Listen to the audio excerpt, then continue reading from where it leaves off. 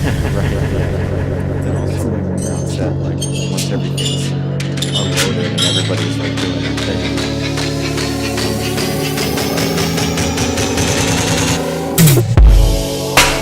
You are now listening to Cinergy Podcast.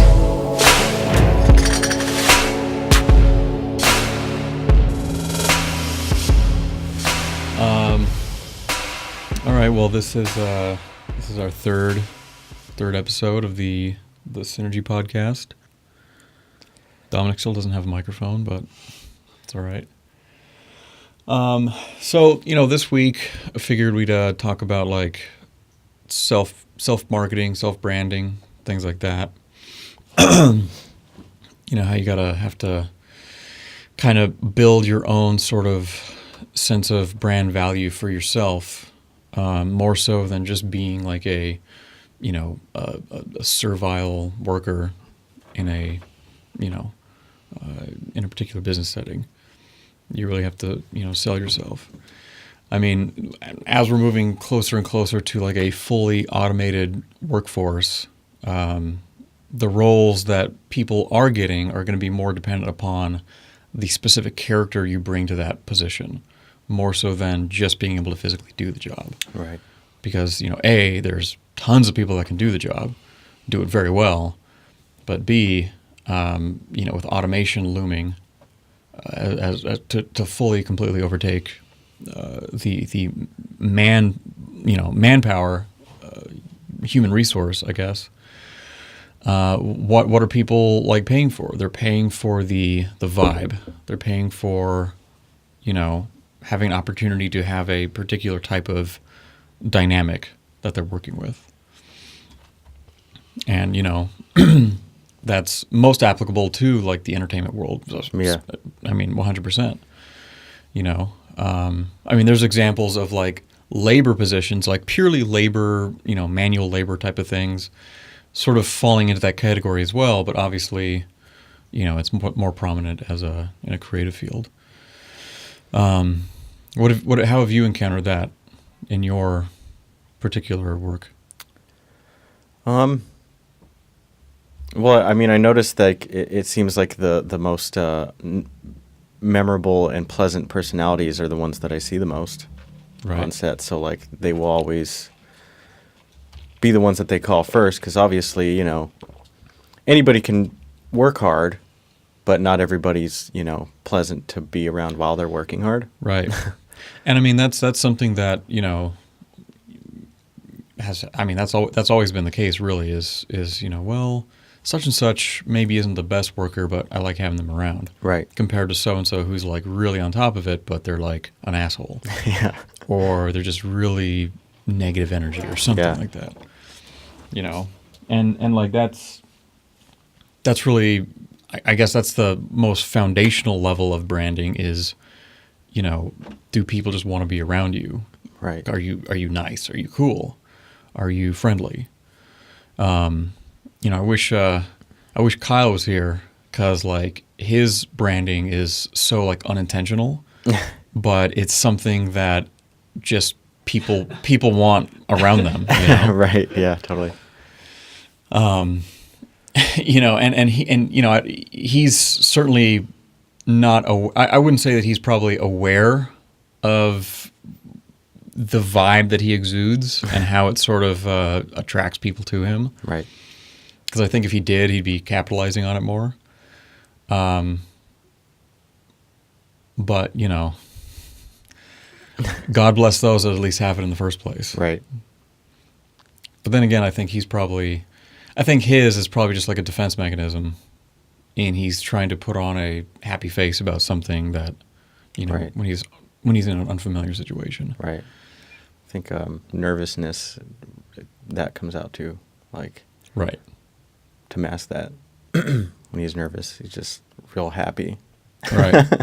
But, the thing that I've noticed is that, people like Kyle can certainly, have that sort of personality reaction to an uncomfortable or a unpleasant situation. But I've noticed that over time, it can definitely start to sort of subside and give way to a more sort of a jaded, bitter kind of resentfulness. Where it's no longer like, oh, this is like a whimsical, unknown situation, and I'm like uncomfortable with it, so I'm going to laugh it off. It's like, oh, I've encountered this before. It's not cool. Fuck this. Yeah. And then it's no longer that sort of that whimsy. It's now just bad attitude. Yeah. And I see. That's why I tell Kyle all the time. It's like, get to the top before you burn yourself out on going through the same drudgery over and over again. Use what assets you have, the fact that people really like you, and just blitz to wherever it is that will take you sooner than later. Because if he keeps doing just like, PA stuff the way that he's doing it, right, without having that sort of end goal in mind, he's definitely going to end up in probably less than a year just like, fuck it. I don't want to do this anymore. Just needs to get a Class A and drive grip trucks. Yeah. Be good. Exactly. But, well, I wanted to also give thanks and praise to the patron saint of podcasts, Joe Rogan. Yeah.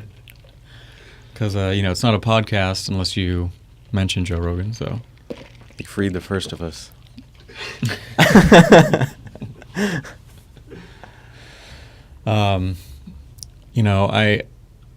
I think that, especially like with what we're doing here with this podcast, or like what Dominic was mentioning, I think you were telling me this last time I was here, about the nature of the podcast that you were listening to on that day, like being just a conversational sort of thing. And it's like you can kind of parallel that with a lot of these Twitch streamers and vloggers and such, where you don't necessarily have to be doing anything. You just have to be kind of presenting like an environment, a vibe. Can be Banter. Yeah, exactly.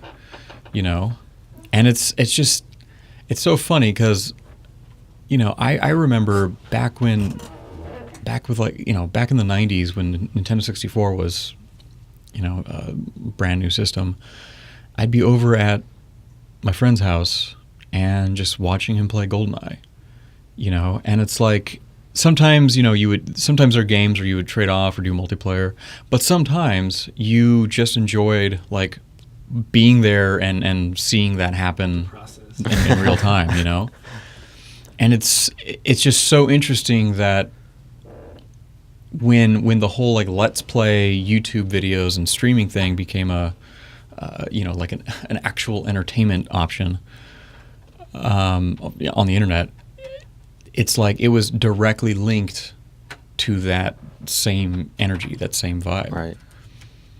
And I mean, damn,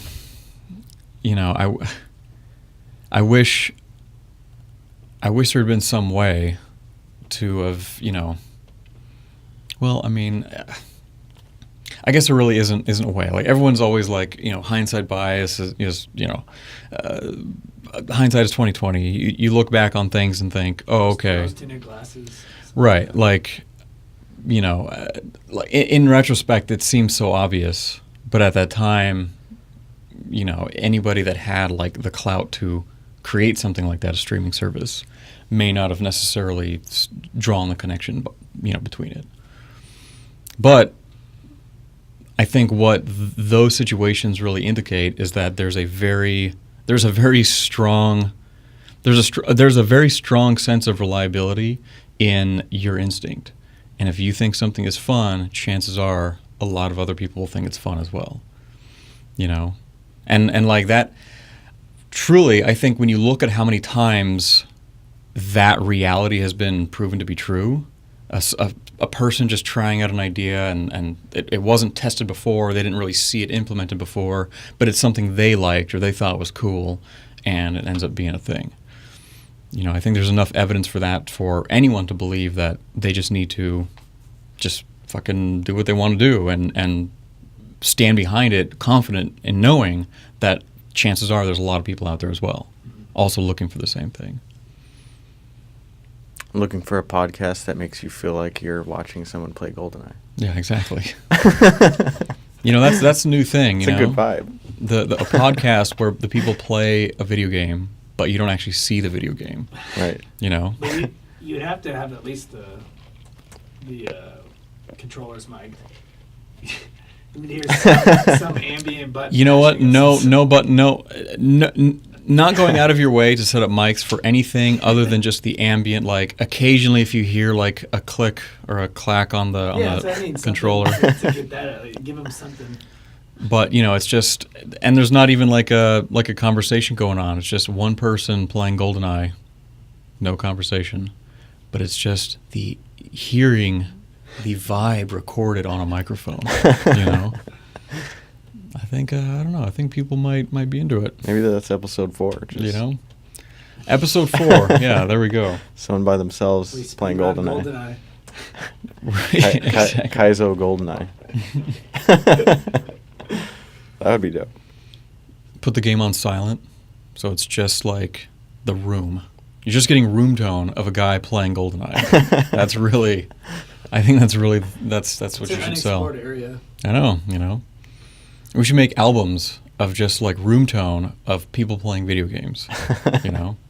On mute. On mute, yeah. Yeah, exactly. Okay. So that you can like play that track when you want the vibe of being like in your living room playing that video game. Okay. But you don't want the distraction of like the noise of the video game. Yeah. Right? Like imagine it's midnight and you're in your room playing Xbox and you don't want your parents to hear it, so you put it on silent.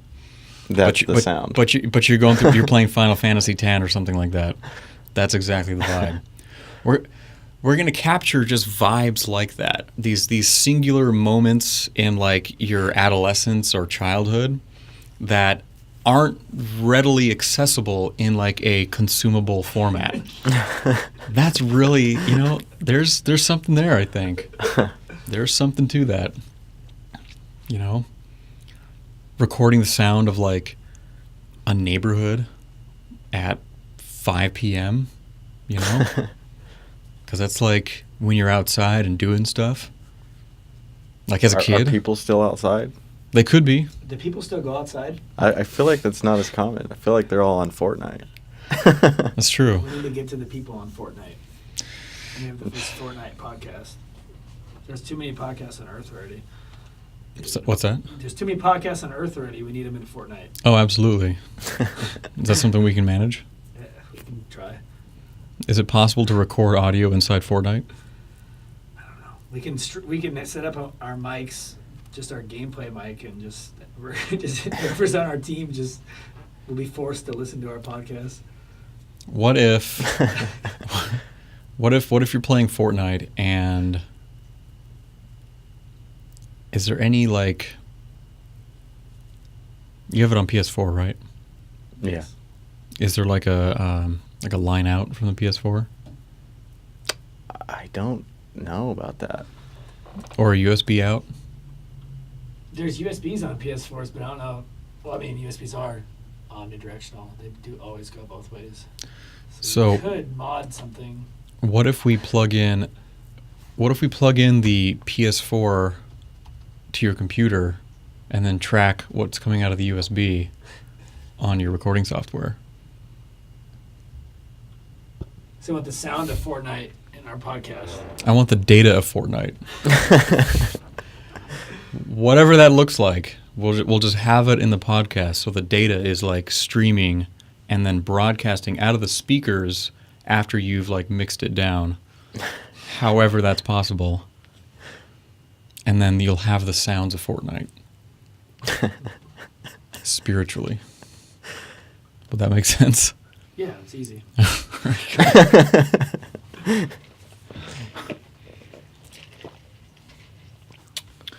So, I guess getting back on topic here.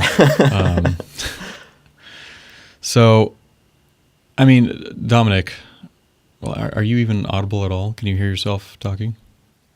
I would say as an engineer, it's kind of it's difficult to have a brand, but it also is really important because you need to have some sort of brand or characteristics, because there's engineers that people, like engineers / producers like Rick Rubin, like there isn't really like a Rick Rubin brand, but at the same time there is. Like if he's going to bless your music or, like help you create an album, like what to expect. I mean, in a way. Rick Rubin is totally a brand, you know what I mean? Yeah. Like, sometimes he won't even really be hands-on with the project, but he will appoint like associate producers or like engineers to sort of be the hands-on guys. That he knows will manipulate that project to what the person's asking him to help him would do. Like, so he's kind of surpassed the brand. He kind of disperses brands by giving out his talent or his engineers and stuff. Well, but that's what like every high profile, high value creative or creator kind of falls into. If you're an illustrator, if you're a really good illustrator, you'll get picked up by a publication and you're not illustrating anymore, you're art directing. And so your physical talents that got you into that position are now no longer being utilized, because it's more important that your style is associated to that brand in a sort of more wide-scale capacity. And so Rick Rubin is in that same situation. A lot of entrepreneurs kind of get into that situation and CEOs where they maybe started the company and were very hands-on, but then as it grows and gets, more profitable, you have to sort of then appoint and delegate tasks to, other officers in the company, COO and CFO and things like that. And then other managers and coordinators and such. But I mean, really, you're still getting the value of that association, even though that person's not physically maybe being, directly involved with it. I know that the singer of Slipknot was upset that when they hired Rick Rubin to produce one of their albums, they were expecting to have Rick Rubin be that hands-on guy, like the way he was with Blood Sugar Sex Magic for the Red Hot Chili Peppers. And then he comes to find that when Rick Rubin does show up, intermittently as it is, he doesn't really do a whole lot except listen to the tracks, give a little bit of feedback, and then he goes. So from a perspective, you might think that this person is not giving you their full attention, their full consideration, or something. Right? You're paying all this money for something, and you're not getting the exact value out of it. But in fact, you really are, because all that truly matters is that if they're involved and they're giving it their blessing, then at the very least you have something that is reflecting the creative sensibilities of this high-profile figure. And, at the very least, if you have that name associated with your project, that might be sufficient for some people to give that, to lend it credibility beyond what might have been, attainable just through the quality of, or the merits of the content itself. Exactly. So kind of to get back to, because we kind of went on like a Rick Rubin praise / tangent. But as for myself, I'm just trying to really get out there and do anything, as much work as I can, and want to put out product and like put out music and stuff like that I would know that I would want other people to hear. So it's kind of hard.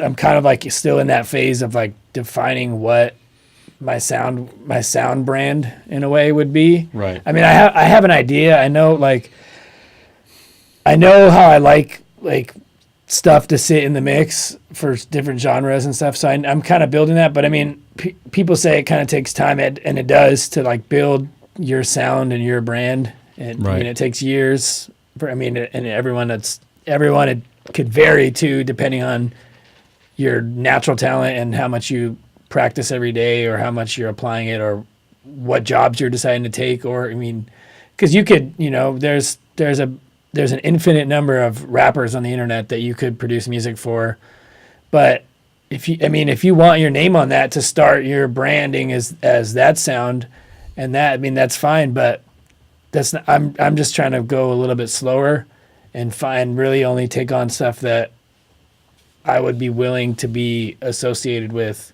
Right. Not that I wouldn't do rap. I mean, I listen to rap all the time, but just the quality of stuff that I've been offered to do from some people, I just didn't want to do because I didn't want to get like type-holed or pigeonholed or something like that into only doing that. So that's why I'm just kind of trying to do everything I can, plus my own like side project too of like producing my own personal music. Mm-hmm.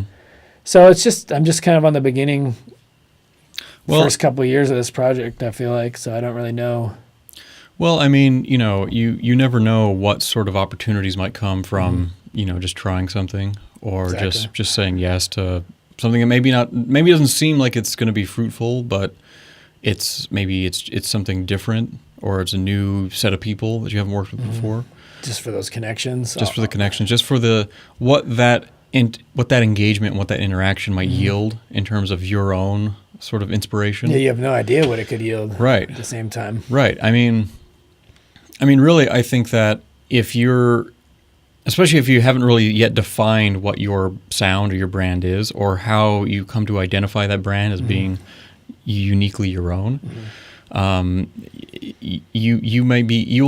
think you'll be pleasantly surprised by just throwing yourself out there and seeing, you know, just kind of what comes back from it, and just not ever discounting anything as being like too lofty or too unlikely, or being or being something that you don't think is necessarily to the point of what you maybe were preliminarily thinking as or identifying as your brand. Because you know, there's times when if you just, you know, you answer a call, or you respond to an email, or send out a cold email or something like that, it may lead you to just completely unexpected places. It's extremely true. You know, I mean, when I had when I got that Bud Light Super Bowl commercial, I was literally just responding to a casting director friend of mine who had reposted a notice for a casting director friend of his, and they were just looking for brand ambassadors. I don't even know what it was for. I don't know really what a brand ambassador does, but I just responded to it. And just through the chain of events that occurred, it led me to being in that commercial, and then going out to Phoenix and attending the Super Bowl, and so on and so forth. And it was purely just like a random fucking thing, a random opportunity, you know, like, oh, well, that seems interesting. Yeah, you could have never like foreseen that coming, or like trying like never premeditated that you were going to be in a Super Bowl Absolutely commercial. not, you know, absolutely not. Because if you tried to plan that you were going to be in a Super Bowl commercial, it could have happened, but I'm saying like that kind of stuff you don't know what's going to happen. Right. Almost like where you're at now in your life, if you try and like sit and like map out how you exactly got here, like there's like some impossible like events that like weird impossible events that like happen.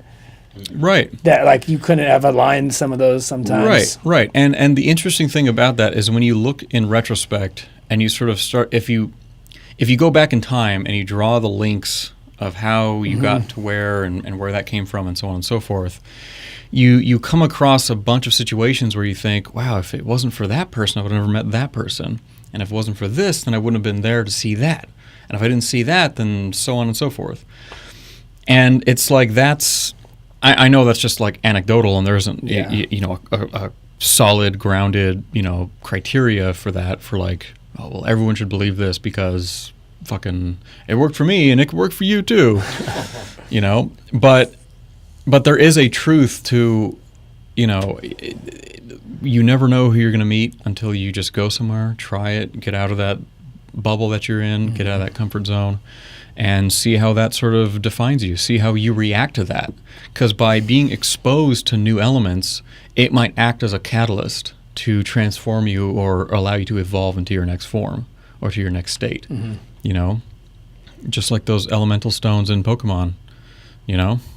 Yeah, you start with the stone, whichever one you choose, right? Or you put in you choose the fire stone or the thunder stone or the ice stone, or do you get one stone that's not a No, some Pokemon needed to be exposed to like an elemental stone in order to trigger their evolution. I'm thinking of Eevee. Then I'm thinking of Eevee. Eevee is the one, yeah. Who can turn into Vaporeon.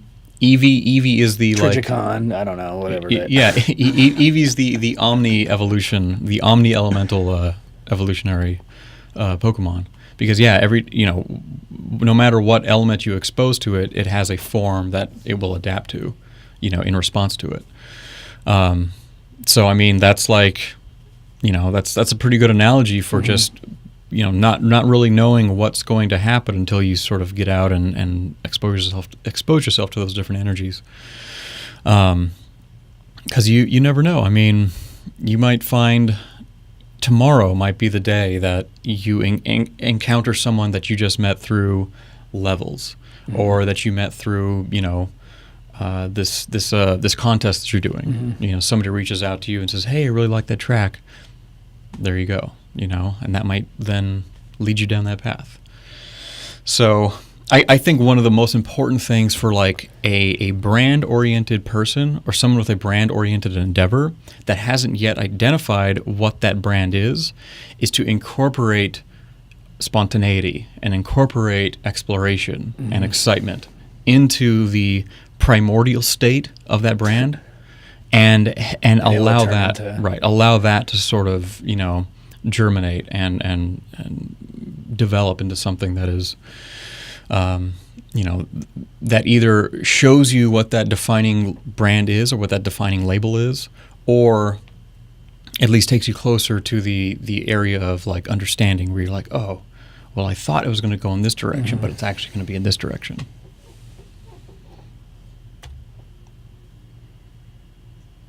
How long is that? We're at like 31 minutes. We can keep going for a little bit. Is it still recording? Yeah. Okay. That's fine. Our audience is used to it by now.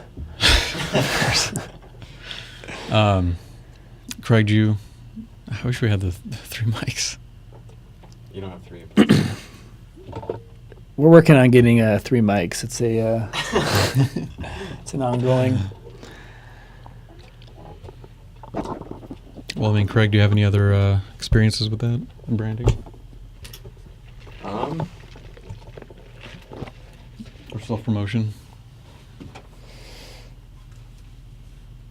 I mean, as far as like being a production PA, not really, because I mean that's not really where my true passions lie. But I feel like as a PA, my brand has kind of become where I'm more, at least over a majority of other PAs, am able to adapt to different departments, like where I've jumped on like art department or even grip or lighting, right, or sound, for example, and things. And then I can drive the trucks. Right. So it's like, I think my brand, at least as a PA, is just somebody that has the ability to adapt to all the different things that are needed. Right. But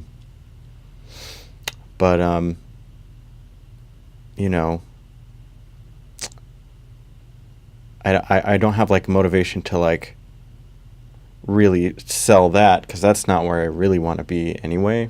It's just kind of like, that's just kind of the overall like image of who I am as a PA, to get to those jobs to learn more about what I really want to do, essentially. Well, and I mean, that's kind of I guess that's really the central point, is that the branding isn't necessarily associated with, the career path that you have, where you think you want to go, in those terms, but it's more about just who you are as a person. And the branding, and it's just interesting that like that term is so relevant, and just it has so much meaning nowadays, whereas fucking in the 90s, branding wouldn't have really meant anything on the personal level, right, or at least it wasn't talked about in such a important way as it is now, right, as being such a critical component to you getting somewhere. Right. in your particular life I mean, path. now you have, people that make a living being like a socialite. That's just like, Right. they just Their brand. do their day and the people want to see it, Right. But it's working too. I mean, Totally. Yeah, and that's just what it is that like everyone has always had a brand. Everyone has Right. always had like a personality and a character, and everyone's always had the possibility to sell themselves as themselves. Right. As who they are. And the connected world is where that kind of came full force of Right. selling yourself as kind of a product in a sense. Right. Not that that's, a good concept to consider yourself as being a product, but Well, I don't know if you're necessarily a product. I mean, you might be a commodity, but you're not a thing. You're still a person. You have consciousness. right. But at the same time, maybe there is some sort of, maybe we sort of we view these things from perspective of like, oh, it's dehumanizing to be considered a commodity or to be considered a label or a brand. We're humans. But I think that with where society is at now and where it's Right. going is that that's just the next stage in societal evolution, where the individual humans aren't necessarily individuals. They are these kind of composite entities that are associated with, social media or music or, movies or just general entertainment, or serve some type of utility in the world in that sense. Mm-hmm. Where, again, going back to what I was saying about automation, like rendering the human workforce obsolete, that's just where we're headed. It's like Right. you will serve no purpose functionally in this world. You will purely exist as energy, You will just be an energy state. And however that energy state is received by the other peers in your community is what will matter. The value that you contribute, that value may have been considered like a work labor unit, but now it's more of a, something else entirely. It's more about, happiness. It's more about positivity, making the world a better place, but not necessarily through steps of, of activism or steps of, sacrifice, just purely exuding vibes. That alone, as we see on social media, can be enough for a person to feel good about themselves and for others to feel good as well. I mean, look at like DJ Khaled. I mean, I think of that guy as like Right. that's just he's exuding vibes. Right. Like what does he do specifically? You know what I mean? he talks during while the music that he makes is being played. Right. And it's like, he makes music, but does he make the music or do other producers make it for him? You know what I mean? There's things like that. Steve Aoki is a great example. It's well known that he doesn't make his own music, but it's all about the vibe. It's about the experience that he creates. It's about making people feel enjoyment and feeling alive in a moment, or like they're experiencing something new or interesting or, worthwhile. And that's where all the value's at. Look at guys like Gary Vaynerchuk. He's kind of in that motivational speaker category, but also in like that, entrepreneurial, go-getter category where we look up to these titans of industry and think, they're, that's something to aspire to. But in reality, he's more vibe and more energy and more presence than anything actually, Right. Tangible or anything, really quantifiable in a work sense, because I mean, his backstory is, it's not exactly something that is likely to happen to many people. He worked at his father's liquor store, ended up owning that liquor store because obviously it belonged to his dad. made, I mean, he, by his own admission, he made a pretty decent salary in the 90s working at that liquor store.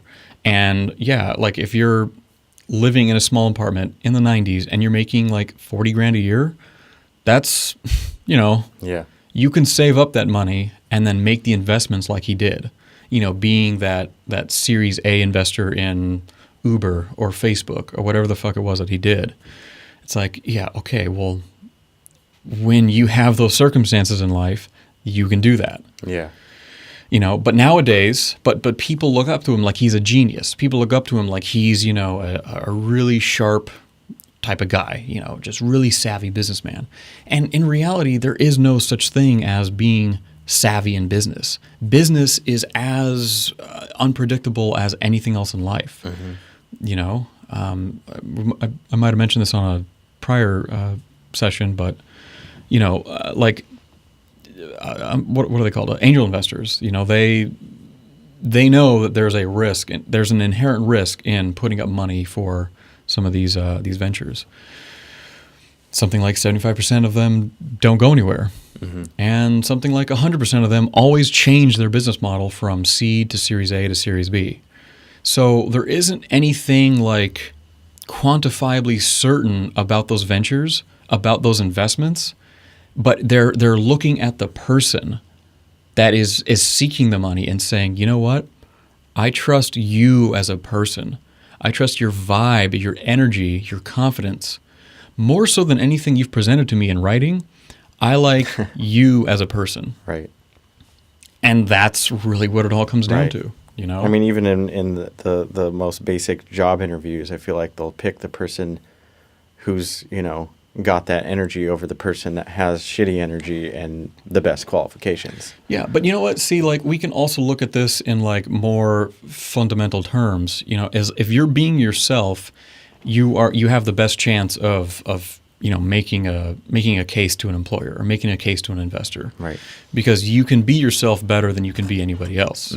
So you will exude that energy on a much higher level than if you're just pretending to be something or faking what you think that the employer wants. Right. Unless you're a really good actor, But I mean, if you have the gift of being able to emulate and sort of read somebody and then mirror what it is that they want to receive, that's its own set of skills as well. That's its own personality quality. That's its own character quality. So if that is consistent with who you are, then being that person that sort of adapts and is sort of a chameleon is just your character.